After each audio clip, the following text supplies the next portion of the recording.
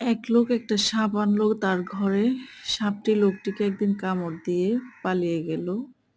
বিষ নামানোর বদলে লোকটি সাপের পিছু পিছু ছুটতে লাগলো। জানতে চাইলো কেন কামড়ালো।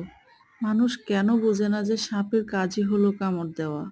সাপ তো কামড় দিয়ে চলে গেছে, সাপের পেছনে না ছুটে নিজের শরীর থেকে বিষ বের করে কিভাবে সুস্থ থাকা যায় ওই চিন্তা করা উচিত ছিল। সাপের পেছনে ছুটে সময় নষ্ট করে নিজের জীবনকে তিনি কি করলো আরো বিষাক্ত করে তুললো। এই গল্পটা এটাই বুঝাইছে যে জীবনে খারাপ কিছু ঘটলে সেটার পিছনে না ছুটে নিজের যত্ন নেওয়া উচিত। অতীত পরিবর্তন করার চেষ্টা না করে বর্তমানের দিকে মনোযোগী হওয়া দরকার। নিজের মানসিক শান্তি বজায় রাখা উচিত। মানুষ নিজের শরীর থেকে বিষ না নামিয়ে সাপের পিছনে ছুটতে যায়।